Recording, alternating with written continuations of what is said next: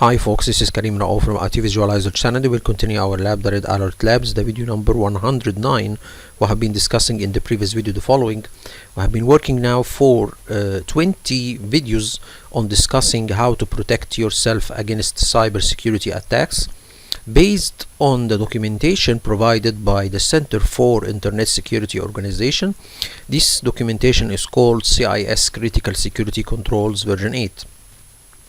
So this documentation says to protect yourself against cybersecurity attacks, you need to implement 18 safeguards or 18 controls you should implement in your environment. We have discussed until now 11 points. So let's see a little bit of a brief about what are these points in short, of course. So let me show you all the previous 11 points. This is a PDF. Just a moment. So if we can open it like this.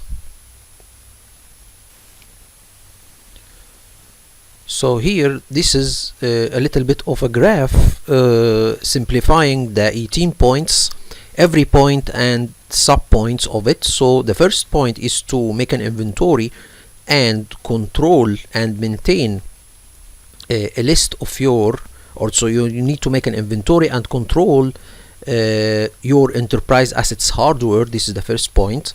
The second point is to make an inventory and control your enterprise assets software. The third point is to make data protection for your or data protection within your environment to protect your data in rest and in transit. This is the third point. The fourth point is to secure configuration of your enterprise assets hardware and software. So this is the fourth point. We have discussed this all before in our previous 20 videos. Please refer to them to see more details. The fifth point is account management, how you can manage your accounts for your different systems within your environment. The sixth point is to access control management, how to control access to resources within your environment. The seventh point is to continuous vulnerability management, how we can have a system for vulnerability discovering and fixing. This is the seventh point.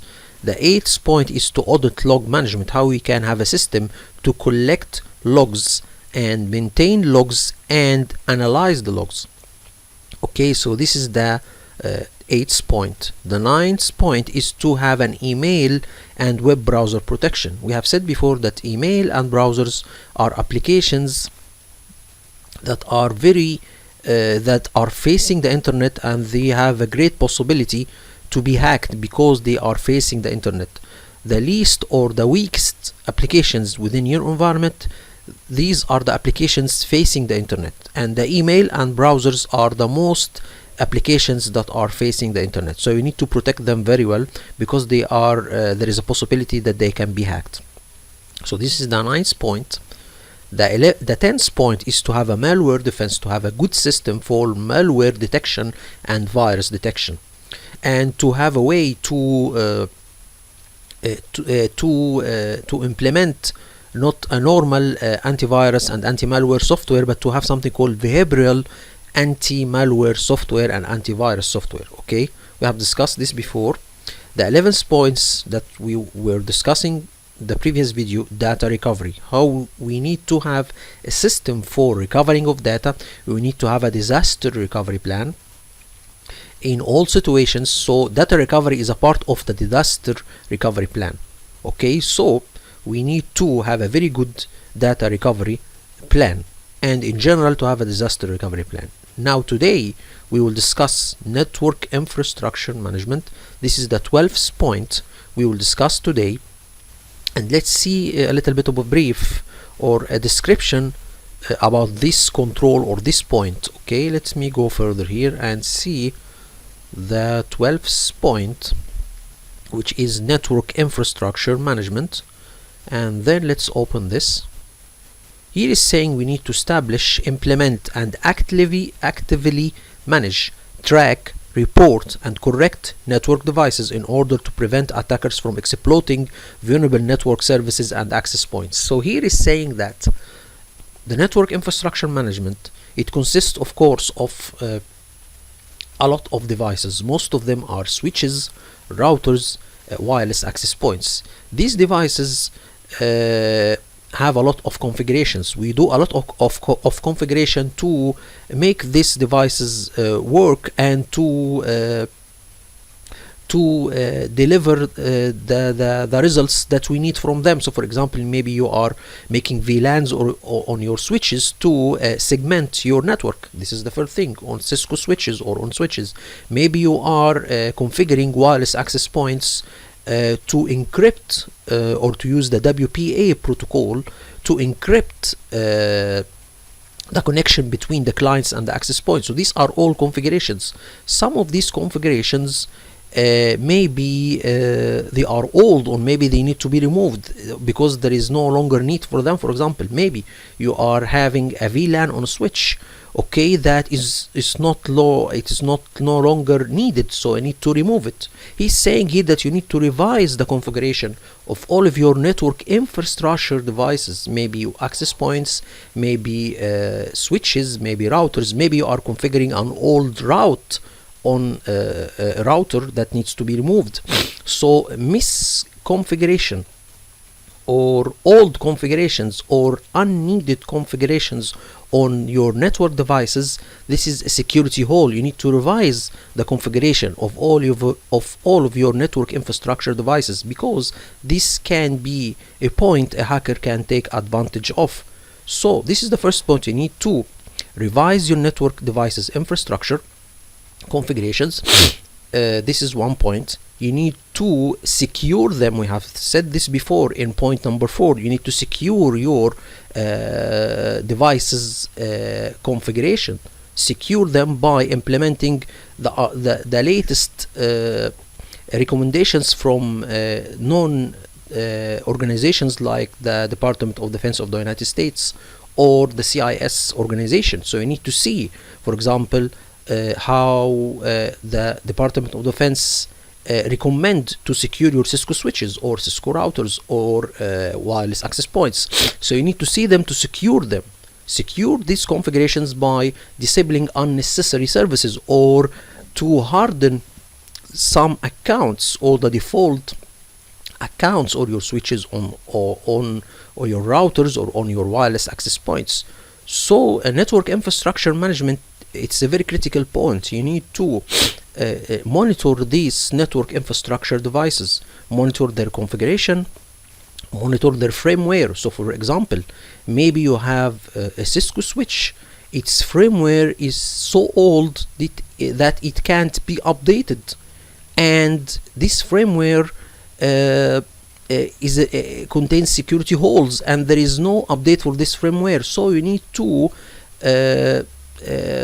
take this switch out of your environment and bring a new Cisco switch with a new firmware that can be updated or that doesn't have security holes. So for example, in my environment, when some auditors are making audit on our network, they have some points or some things, or they said to us that you have 4 switches, Cisco switches, that you need to remove them completely because their firmware is old and it cannot be upgraded, and these firmwares contains security holes. So you need to change this Cisco switch model with this firmware because its firmware is not updated anymore, or Cisco doesn't provide any updates for this firmware. So you need to carefully monitor your infrastructure devices, their configuration, remove unnecessary configurations or old configurations, to secure these configurations, to update the firmware for these devices. Okay, so you need to update the firmware of these devices to make sure that your firmwares are always, or the firmware of the network device is always secure and always always secure against attacks. So this is a very critical thing to do. You need to monitor your network infrastructure devices because this is the core of your network. if a hacker can hack a switch, then he can go to any device within your network, or to go to any PC or any server.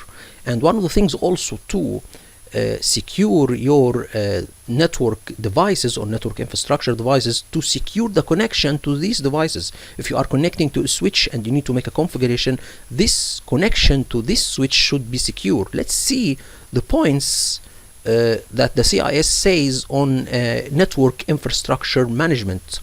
So here is saying we have 1, 2, 3, 4, 5, 6, 7, 8. We have 8 points to secure or to have a good network infrastructure management. We need to manage our network infrastructure devices. These devices are switches, are routers, are wireless access points. They need to be managed carefully.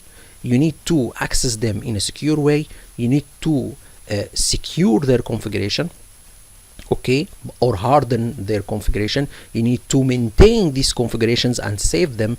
You need to revise the configurations for these devices and see if there is unnecessary configuration that is no longer needed. You need to remove it. So we will see here the points saying here: ensure your infrastructure up to date. Ensure infrastructure is kept up to date. Example implementation include running the latest stable release of software or using currently supported network as a service offering. Anyway, so saying you need to update your firmware for all of your network infrastructure devices. We will see that one of the points, when we reach it, you can do this in a very in an automatic way. We will see that, but let me wait for a moment until we reach that point. So you need to make sure that all of your devices, especially the network devices, switches, routers, and access points, they have their firmware upgraded and always up to date.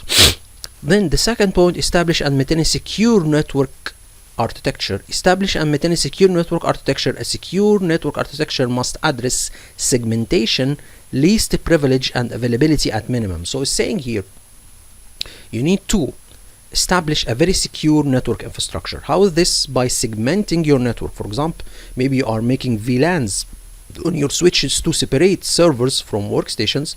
This is one thing to do. And the other thing is to have least privilege.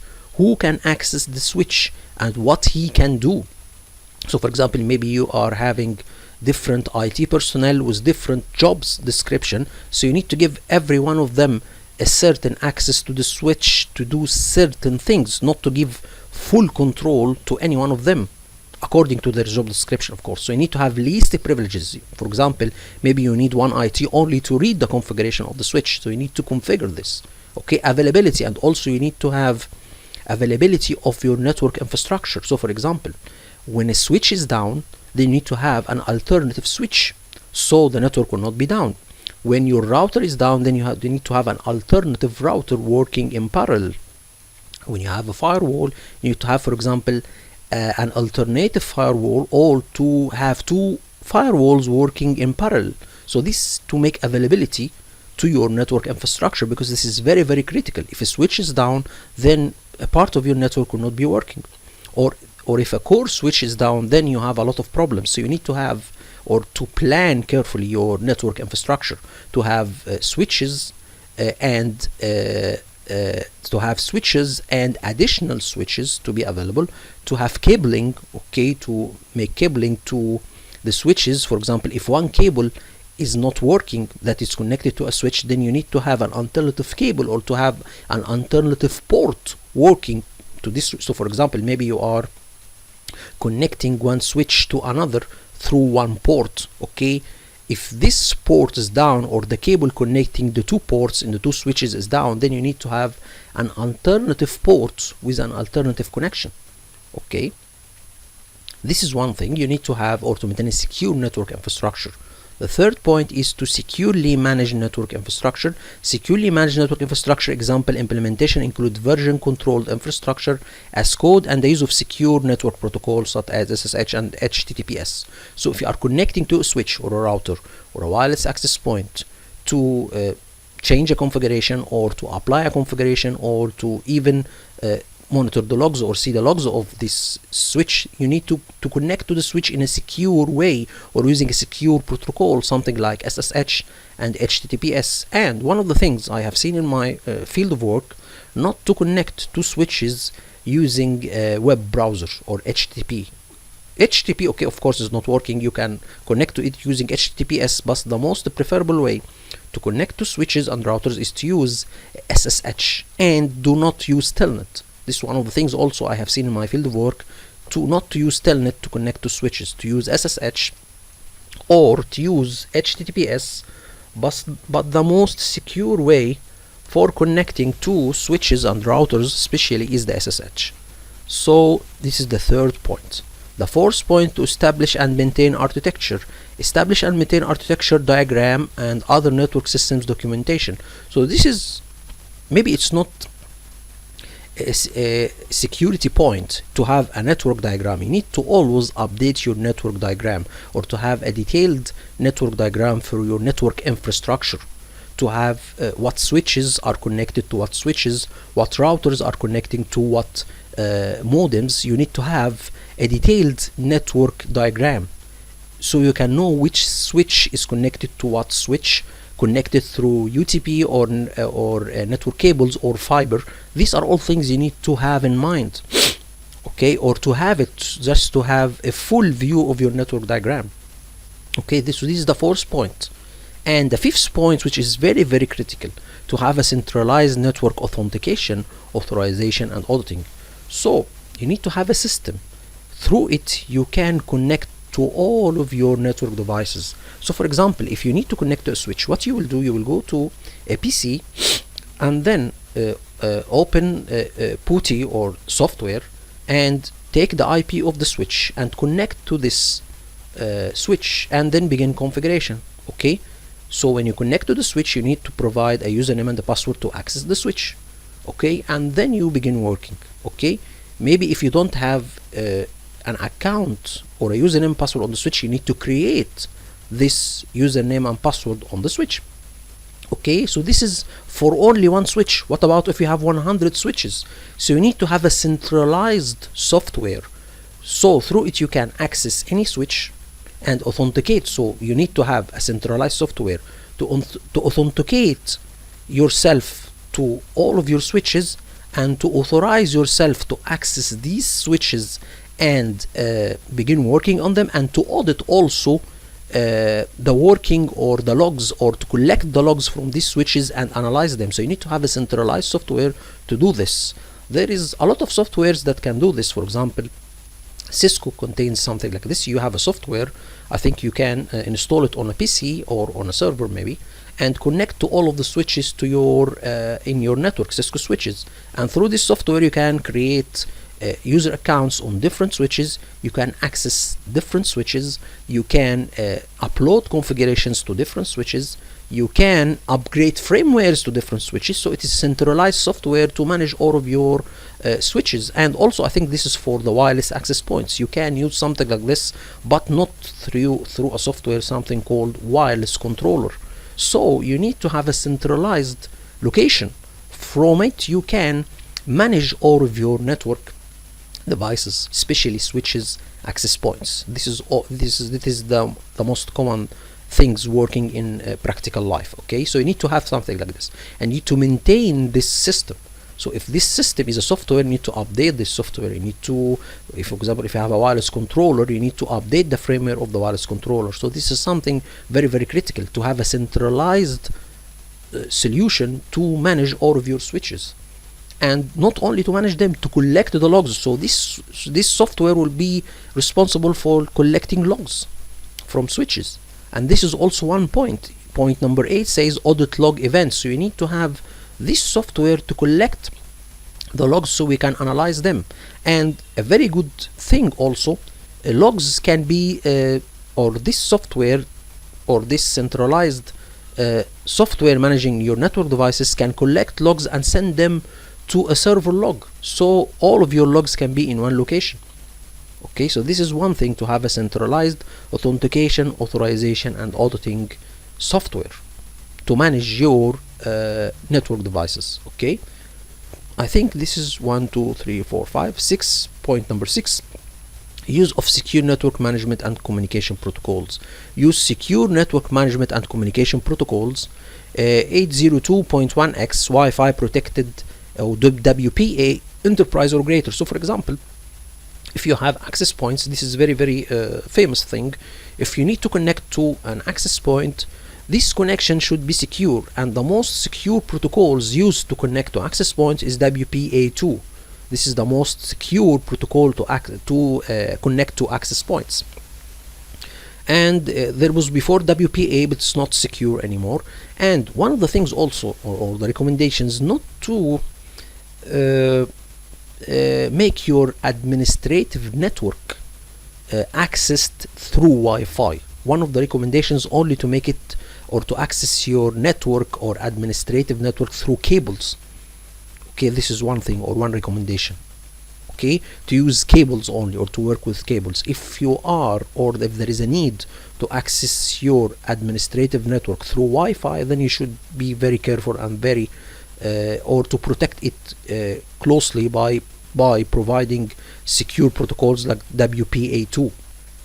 Okay, so this is one thing. But I recommend, if you have an administrative network, you should only access it through cables.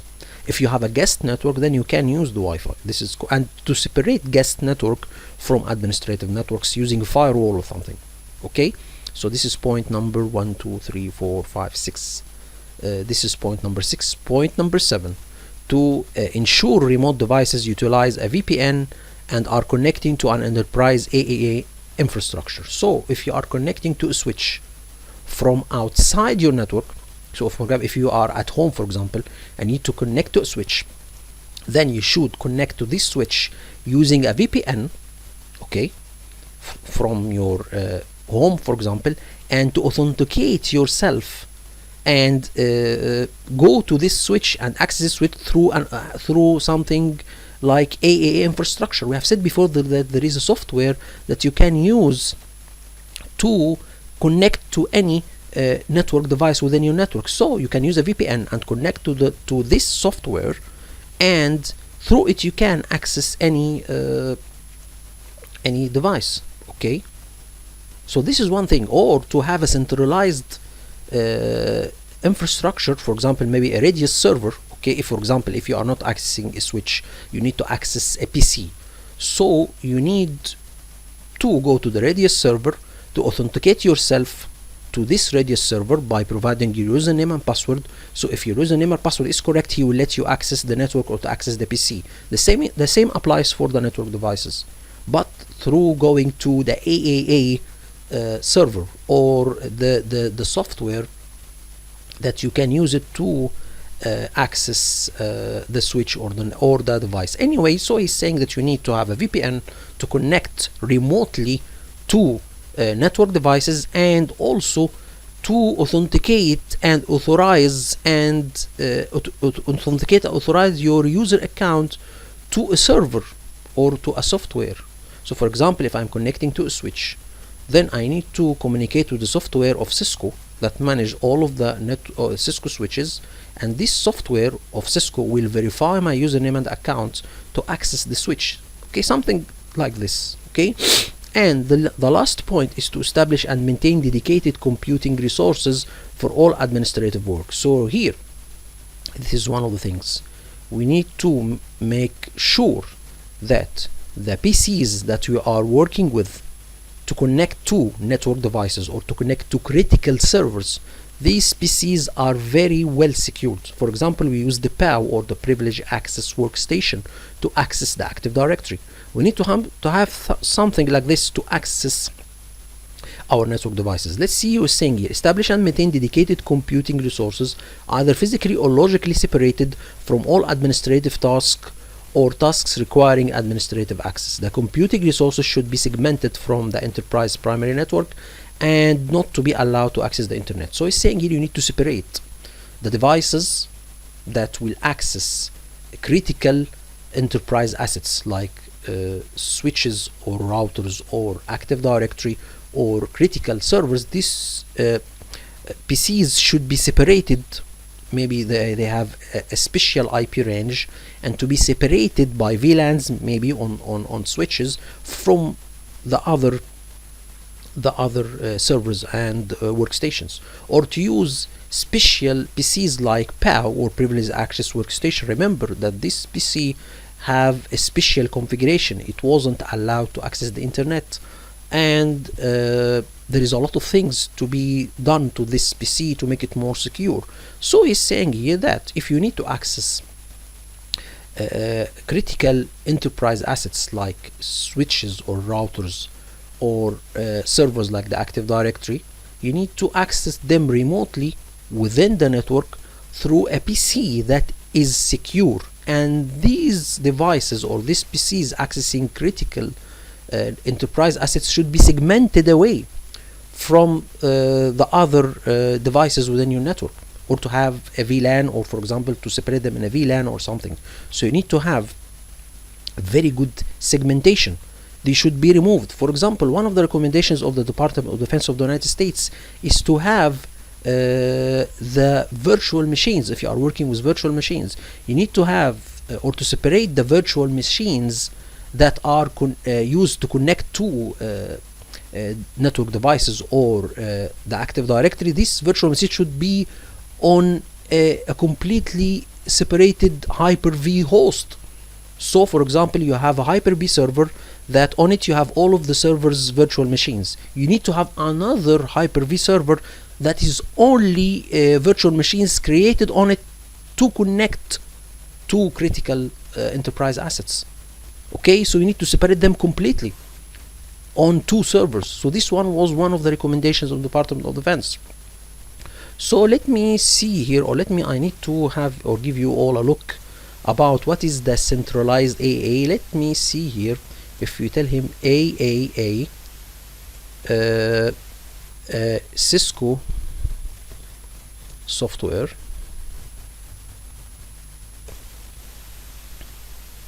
so here we can see this is software.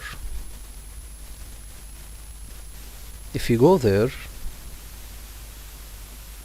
so this is a kind of software used by Cisco, some called Cisco iOS. Authentication, Authorization is an architecture framework for configuring a set of 3 independent security functions in a consistent manner. Anyway, so we need to go and see what we can configuring AAA services on Cisco iOS. Let me see here. Let me see here. AAA IT software. Okay, let me see this one. No, AA IT. Okay.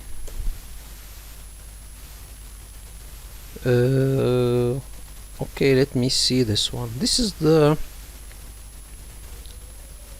definition of it. In some cases, AA has been used to refer to protocol and authentication. Okay, this is the AA. Now, but we need to see there is some software that uses or that can be used to access or to centralized. Let me see here. AAA Cisco software or AAA Cisco configuration example. Okay, AAA, no, let's say a software. Let me see, like network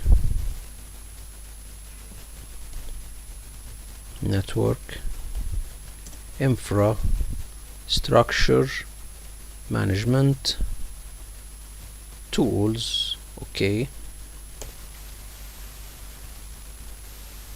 okay, let's see here, management tools, AAA tools. Okay, so this is one of the things also. So this is a software that you can use Okay, so this is one of the things, one of the tools that you can use to centrally manage your network devices. Anyway, so it is a way that you can centrally authorize, authenticate and authorize and account or auditing, something like this. Anyway, so this was the 12 points to have network infrastructure management. You need to carefully manage your network infrastructure devices, to have a diagram of it, to collect the logs, to secure accessing these network infrastructure devices, to monitor the configuration and secure the configuration. So this is very, very critical, because the network infrastructure devices are the core of your network. So until the upcoming video to discuss the 13th point, hope this video was informative for you all, and thank you all for viewing. Thank you so much.